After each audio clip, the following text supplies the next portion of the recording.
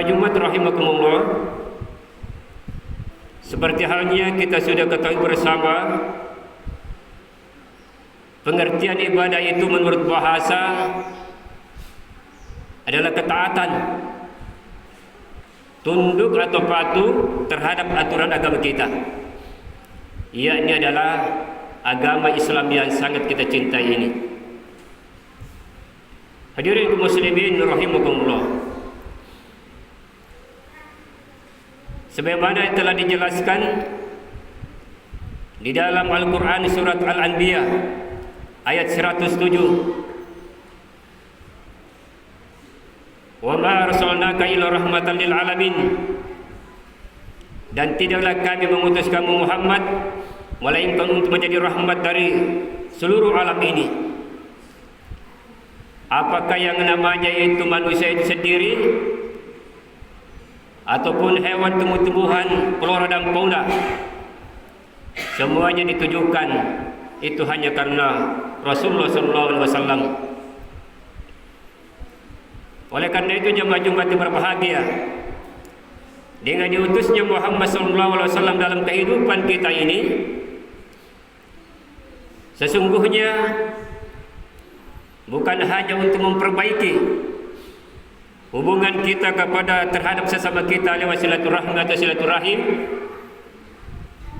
tapi yang sangat penting dalam kehidupan jemaah Jumat yang berbahagia, bagaimana di dalam kehidupan kita senantiasa menjaga hubungan kita kepada Allah Subhanahu wa taala lewat salat 5 waktu, baik salat yang diwajibkan maupun sunnah, disunnahkan oleh Allah Subhanahu wa taala melalui Rasulnya. Namun jemaah Jumat yang berbahagia, dalam melaksanakan ibadah kepada Allah Subhanahu wa taala, khususnya terkait dengan salat, ada beberapa yang perlu sebagai khatib sampaikan di kesempatan berbahagia ini, yakni terkait dengan adab dan tata cara pelaksanaan salat. Rasulullah SAW ketika ingin memasuki suatu masjid atau rumah ibadah, dan ketika ingin melaksanakan salat, beliau Rasulullah SAW itu langsung mencari tiang-tiang ataupun dinding-dinding atau hijab atau sutra untuk melaksanakan ibadah atau salat, baik salat sunat maupun salat wajib. Jemaah Jumat yang dirahmati Allah Subhanahu wa taala, ketika Rasulullah SAW melaksanakan salat sunnah, dia mendekatkan dirinya kepada sutra, sebagaimana yang telah dijelaskan di dalam hadis riwayat Bukhari, Muslim dan Ahmad. Kana Rasulullah SAW yaqifu qariban min sutra, fakana bainahu wa baina jidari salasatu asru. Ketika Rasulullah SAW mendekatkan dirinya dan ingin sholat, dia mendekatkan dirinya kepada sutra atau pembatas atau dinding atau hijab atau sutra, kurang lebih 3 hasta. Baina mudi jurud wal jidari mamarusa, kurang lebih 1 anak ekor kambing besarnya. Ketika Rasulullah ingin sholat dan mendekatkan dirinya kepada sutra.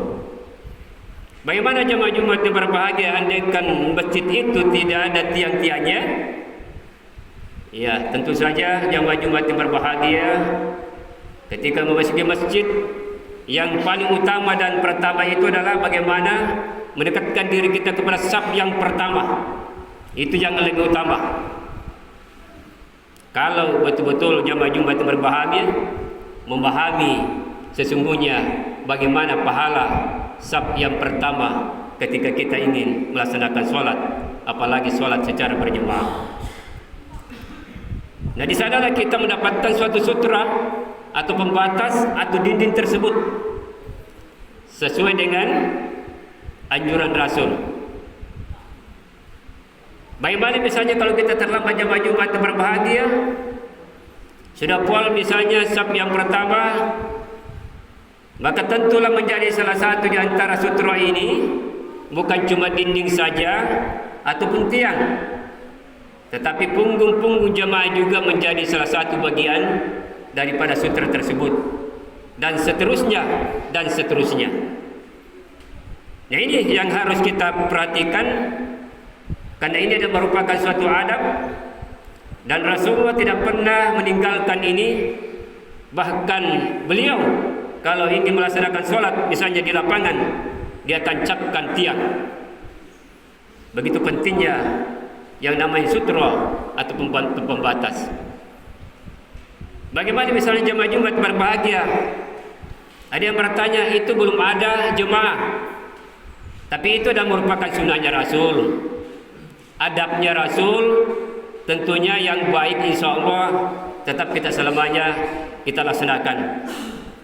Namun jemaah Jumat berbahagia itu pun tergantung kepada kita semua jemaah Jumat yang berbahagia, karena Islam ini adalah merupakan Islam yang tidak memaksakan, hanya semua merupakan suatu penyampai, dan ini adalah merupakan sebagai seorang muslim wajib untuk disampaikan kepada kita semua.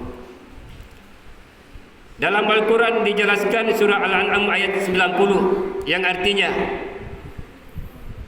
mereka itulah orang yang diberi petunjuk, maka ikutilah petunjuk mereka. Siapa sesungguhnya jamaah Jumat yang berbahagia? Orang yang diberi petunjuk itu adalah Rasulullah Sallallahu Alaihi Wasallam. Kita harus mengikuti petunjuk beliau. Jamaah Jumat yang dirahmati Allah Subhanahu Wa Taala. Jika ibadat tidak memerlukan suatu dalil, jamaah Jumat yang berbahagia, untuk apa diutusnya Rasulullah Sallallahu Alaihi Wasallam? Saya ulangi jemaah Jumat berbahagia, jika ibadat tidak memerlukan suatu dalil, untuk apa diutusi Rasulullah Sallallahu Alaihi Wasallam? Itu tidak lain adalah kita mengikuti petunjuk beliau di dalam kehidupan kita. Ini yang terkait tentang sutra atau pembatas ataupun dinding. Apa sesungguhnya manfaat jemaah Jumat yang berbahagia yang kita dapatkan ketika kita senantiasa memperhatikan di antara salah satu ibadah ini? Tentu ketika ada saudara kita ingin lewat,